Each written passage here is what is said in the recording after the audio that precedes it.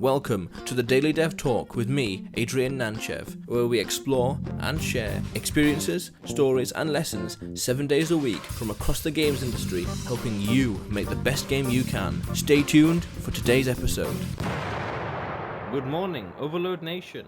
Welcome to another episode of the Daily Dev Talk, talking to game developers from across the world to bring you experiences, stories, and lessons 7 days a week. Today, I'm joined with Marian Cerman from Deafbird Entertainment to talk about his latest game, or his first game even, A Little Less Desperation. Marian, tell us about yourself first, please, and how you got into the games industry. Well, first thing, getting into the games industry, I wouldn't call it that. All I have to do with games until now, or I had to do, was playing them. And my favorite games have been the old LucasArts adventure games and also the Broken Sword series. And I have no experience in making any games until now. Um, all I can call having experience is creating computer graphics because I stumbled into that when I was studying. Um, I had already a little bit of experience and I made a contact with a major German computer magazine and asked them whether they would need some help with computer graphics. And they liked my work and they agreed. And I've been working for them for 15 years now. And like this, I could increase my experience in creating graphics, but not. I have no experience with creating games. When you say graphics, you mean like graphical design and 2D and... Yes, sometimes they have this. How do you call it? The cover page of the magazine. Uh-huh. I Okay. sometimes do the cover pages, but mostly I do pictures that are printed before the article, and it's all I do is 3D graphics. And usually it has to do with penguins because most articles I make graphics for about Linux, Mm-hmm. and I don't use Linux myself, so I don't even know what they're talking about in the article. But they just ask me to do a penguin that bakes a cake, or do a penguin that's flattened into a laptop, or something like that. Right, okay. Wow, so you got into the industry kind of by chance then, and out of like pure interest and passion Yes, kind for of. playing old games. I was Cool. surprised myself that that they were interested in my graphics. Mm-hmm. Okay, that's pretty cool. That's pretty cool. So tell me about your studio then, Deafbird Entertainment. Well, You know, how big is it? What's the structure? So on and so forth. okay. Well, I wouldn't call it a studio. It's actually it's just a name and an idea. Mm-hmm. But we have four members so far. It's me. I have the idea for the game, and I do the graphics and so on. Then we have a programmer, but he doesn't even live in Germany. He's from Spain. He's born in Great Britain, and then he moved to Spain. And I only know him like I know you now, just via internet. Mm-hmm. And we have two guys doing the music, and one of them does the web design. So we are just four guys, and we are at least 200 kilometers apart from each other. Wow. So you don't know any of them in person, I know the two music guys because right? one of them I went to school with, and I haven't seen him for 20 years maybe. And suddenly I met him, and we started to talk about old times. And I told him that I was making a game or trying to make a game, and he said, "Great! I studied digital music, or I don't know, something with music and computers. That's what he studied, and he said he would like to help me, and so he joined the team." Well, that's pretty cool. A lot of the games tend to, smaller games especially, tend to be made over the internet. I took part in a few games via Polycount and met this other people and other little small studios and gained all sorts of experience via Polycount and people who were like in London or in Germany and all over the world that I never met in person, but work with them via Skype and other methods of online. So there's a lot of communities out there, and it's very viable to build games with a virtual studio. Yes, and that's what we call it. I think you could call it a virtual studio because it's just me and my PC in my living room, and that's it. That's the studio. That's amazing, amazing. As regards to efficiency, and has come a long way. So tell me, Marian, about A Little Less Desperation, and what is it you wanted the player to experience? Um, Maybe when you like those old LucasArts adventure games like Monkey Island or Indiana Jones, it it was something very special because you didn't have those riddles that took you out of the game, like solving sliding puzzles. I hated sliding puzzles, but all the puzzles were related to the game, to the storyline, and it was weird and it was insane, but it made sense as a total. And it was a world, a functional world of its own when you immersed into those games. And this is what made those games so special. I have played other adventure games that didn't just create this feeling. I can't even tell you too many names because I forgot those games because they weren't special. But those games, old LucasArts games or the Broken Sword series, at least first part and second part, they just sucked you into the computer and you were inside of the story. And what I really liked is when you're part of the story and you have to think how to solve a puzzle. You see you have a problem you need to solve and you have some items and then you get an idea, okay, maybe if I put this together or go there and talk to this one, it might work. And then you try it and when it works, you get such a special feelings. I can't even describe it. And it's kind of, well, it made me feel happy whenever I solved the puzzle by thinking about it. And this is what I want to bring back again. So, in other words, I don't want to do anything new. It's not a new kind or new way of playing adventure games. It's just I want to I want to tell another story the old way as we knew it. Hmm. And speaking of that, can you tell anything about the story in A Little Less Desperation? Is there anything you would like to say? Because you mentioned a lot about the plot, about the puzzles, sucking the players into the story. Yes, well, What can you tell the us? red line is pretty simple. It's about a guy. I try to make him look like an Amish, so somebody you wouldn't expect to be experienced in technical questions or something like that. And he is abducted by aliens into space, just by accident, more or less. And he didn't want to go there, he didn't want to be there, and he's desperate for that. That's one part of the name of the game. But he has no chance of escaping the story. He's sucked into the story even deeper and deeper, and in the end, he will have to fight the villain, the bad guy, and save the universe. Well, that's very roughly the red line. And the special thing about this is that the fact that he doesn't belong into space and he has no experience and no idea, but he has to be the hero anyway. That's kind of sounds like the reluctant hero or the inadvertent hero, Yes, don't you think? yes. I think that's a really cool archetype where the character is out of his place, out of his depth, and he really rises to the challenge of the scenario. That's really cool. That's an interesting concept, especially with the Amish going into space. That's interesting. So aliens abducting the Amish. Cool concept. So I'm curious then. How is it you're promoting the game, and what strategies worked and what aren't working so well? Uh, since this is the first game I'm making, I can't really tell you whether it's very successful or not, but I think we have some success. What I started at first is about maybe 2 years ago. That's the time I've been working on the game, maybe 2 years, 2.5 years. I started doing the first artworks and I presented them to a very narrow audience on some forums, on some, how do you call it? Is it forum? Is it burning board? I'm not familiar with Burning Board.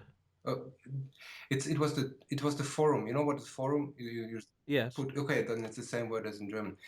Mm-hmm. I posted just pictures and I gave some little information about the game or about the plans, and like this I found out whether people would be interested at all or not. And with this feedback, which was mostly positive, this kept me motivated. So I kept on creating more artwork and presenting it, and then I spread over several forums. It was mainly German forums. At first, it was Adventure Corner. That's a German adventure gaming site. I joined the forum and posted artwork and details. Also, Adventure Treff and Visionaire Studio, the forum, because that's the forum belonging to that software we are using for creating the game. That's the engine, Visionaire Studio. And later on, well, when I talk later on, it's not days later, but it was months later. I started posting on English adventure gaming sites, and I also got positive feedback. Mm-hmm. Okay, so that's essentially getting people's opinions. That was pretty cool. That was pretty cool. So you used Adventure Treff, was that? Adventure Treff, yes, it's And Treff. That's oh yeah, adventure join up. yeah, because Treffen means meet Yes, in yes, German. exactly. Yeah, and Adventure Forum. So that's some cool places worth checking out. So how is it you go went to, how is it you went about funding the game again? What worked and what isn't working so well? Well, until now, the funding it goes all from my own pocket, and this is working quite well because I don't just have to ask myself, can I buy this or can't I? But no, this was just kidding. Actually, I really bought everything we needed until now. I even paid my programmer, well, Lee, and I also paid my two music guys, and I bought hardware and so on. And this was all from my bank account. But we will need some more money because we will have to, well, for the voice acting, for example, and we have to buy maybe some more hardware because it takes a lot of time to render those images. And we Hmm. will try crowdfunding later this year, and we're just preparing for that. Oh, cool. When does that start exactly? The crowdfunding, I can't even tell you because Ah. we want to publish the demo Mm-hmm. version first prior to the crowdfunding, or maybe even the same time, more or less. But our programmer guy, um, he's now on vacation and will move then to another place within Spain. So at this time, he won't be really able to work very much on the game. But we're not very far from our goal now. So I have a demo version here. It's not running smoothly yet. So there's still some bugs to kill and some things to add and things to repair and to adjust. But it should be within the next 2 or 3 months, I guess. Mm-hmm. Hopefully. The demo that is, yeah. Yes, the demo. Ah, that's not bad. Not too far. Not too long.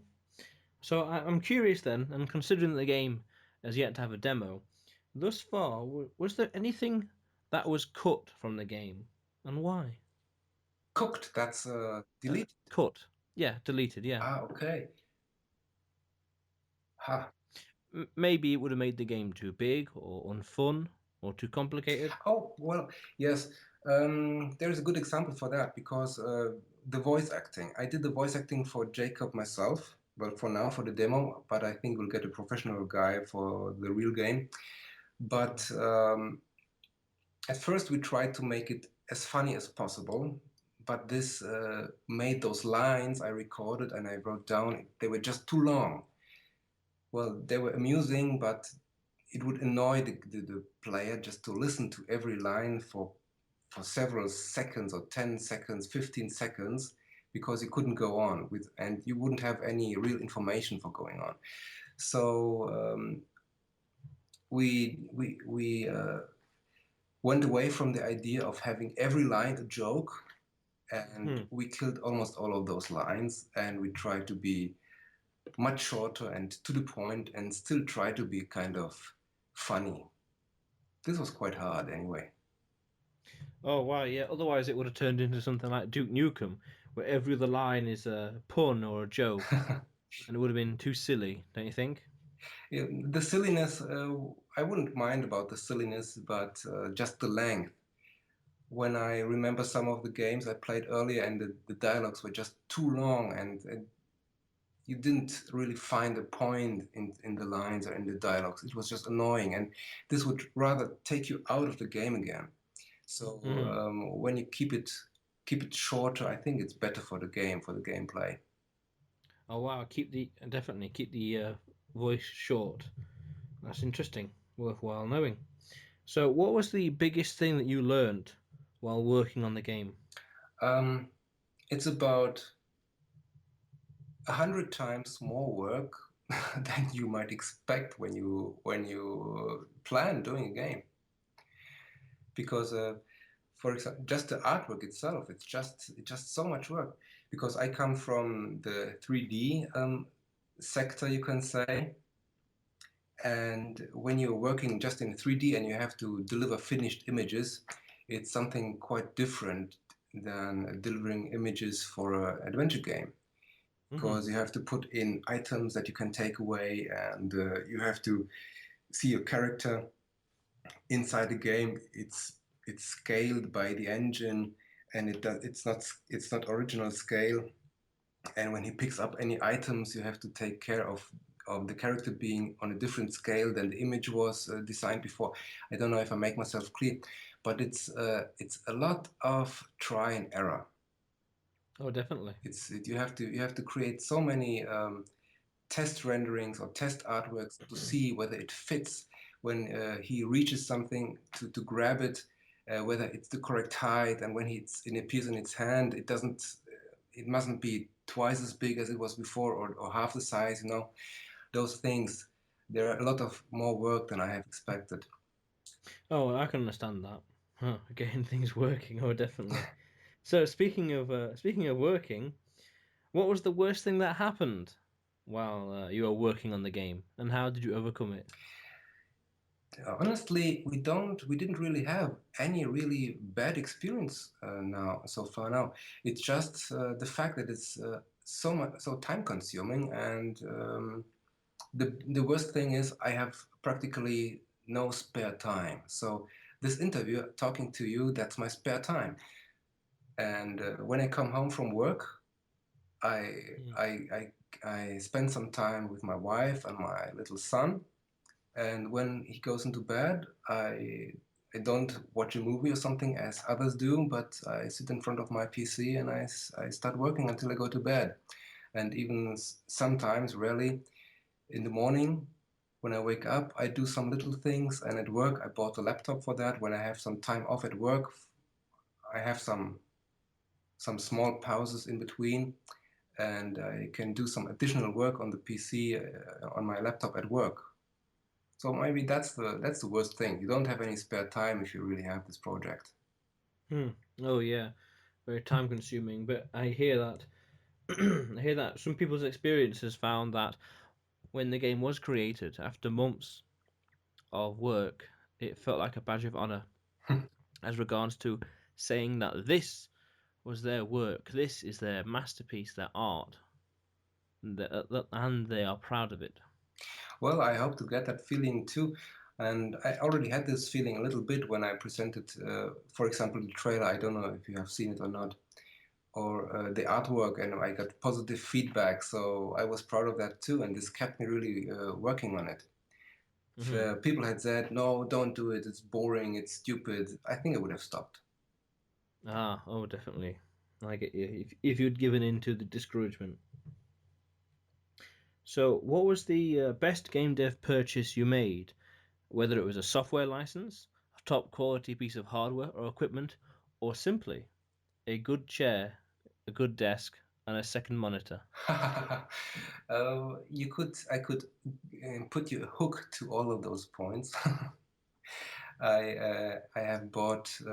Can I say brand names? Yeah, it's fine. Okay, I bought an 27-inch iMac in late 2012, which is very valuable for my work because it has very good screen and it's fast enough for my work. And it doesn't do all those problems I had with my Windows computers before. So I'm very happy that I switched to Apple. Mm. I hope I won't get sued by Apple lawyers now. Um, then the software, of course.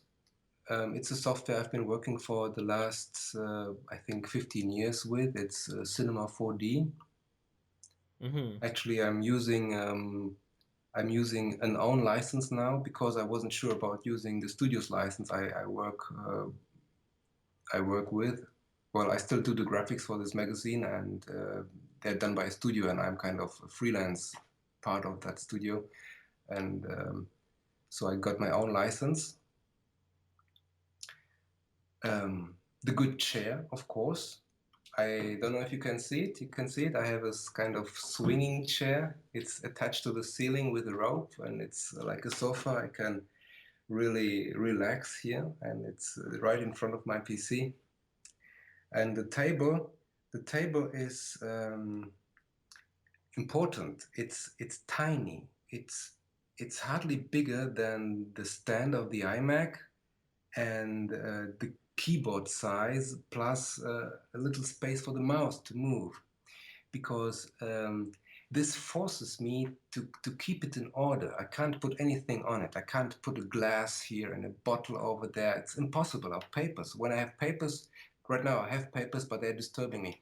So this very limited space, it forces me to keep it really in order, and this also helps me to keep the head in order. You know, when you tidying up your desk or your room or your house or whatever, you also tidy up your brain. Well, that's the experience I made, and having this tidy place really keeps me concentrated and straight.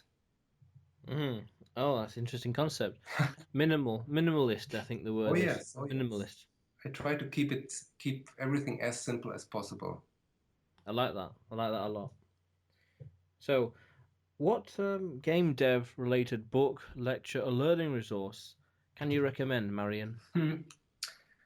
I haven't read any books about this topic really. Um, all I have, all experience I have about gaming or games is that I have played some of them earlier, but that's all. That's one of the disappointing questions, I guess. Hmm, that's all right. Sometimes the best experiences and the best lessons are from existing products. Well, what I learned from those games, I wasn't just playing the games just to get to the end, but I really enjoyed those games, and I can really tell you what I liked about the games and what I disliked, and that's what I tried to put into my game. I try to eliminate as much of the dislike and put in as much of the like as possible. You, as the game designer, Yes. right? If you would not play the game you're working on, then you, as a consumer, would not pay Oh, the that's game. okay. Yes, sure, sure. If you do something that you're not convinced of, if I got you right, then usually it's not worth the effort making it. Exactly. Exactly. And it's not So, just with games, it's like this with everything. You see that with workers that do a job they don't really like. You will always find that the job they have done it's not good in some way. You will find some things you will be annoyed about, and that's why I'm so happy that I don't really work for a game company or something that they force me, okay, do these graphics now and we need this and you need to do it better. But I can do it as I like, and as long as I like, I can choose. And so this is kind of, you could call it a labor of love, maybe. And I hope hmm that the players will feel that when they play the game later on. oh, definitely, I understand. So, like an Evernote or Trello, do you have a useful or productivity enhancing software, app, or website worth sharing? Not really. the whole concept is just jotted down on a bunch of papers. I'm an old school guy. I was even totally new to Dropbox or GitHub that my music guys want me to work with. Mm-hmm. But I preferred my paper stack, working with my paper stack. Oh, So as do I. As do I I. can't. I'm really the wrong person to give you any advice on work enhancing software. Really. I understand, and so do I. I prefer it to quite simple and paper form at times. So, Marian, Marian, what advice can you give to aspiring game developers, small indie studios, and people trying to get to where you are today? Well, what worked for me is one thing. Um, don't do it if you don't like to do it. That's one thing. It's very important. You have to be motivated. You have to like what you do, and then you can achieve equality. Um, and you should avoid conflicts within the team because we have conflicts, sure, in our team too. Because, for example, my programmer tells me to do something else or to do something more detailed, and I will tell him no. I can't do it, I don't want to do it, or something like that. But you have to always be polite. And when you get an idea you don't like in the first moment, you don't have you mustn't really just wipe it away. You at least have to think about it and show the other guy that you really think about his idea, and then you take him for serious, so that you respect him. And that's a very important part in every team. And like this, even if he comes up, one of us, with a bad idea that is then abandoned, um, but we have thought about it, we have discussed it, and nobody is insulted then when it went through this process. Yeah, because it's a whole iteration process. You know, the game is the final product. Really, it's the consumer in the end. It's for them. Yes, and what's also important, when you have how do you call it? Maybe failures when you, for example, in for my example, when I do some graphics and I just see I don't find a way of how to create this scene that it looks in the special way I want it to look. It's important to not get frustrated.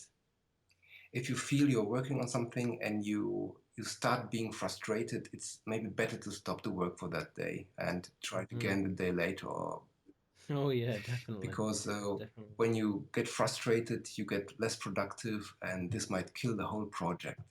And I think that's one of the problems that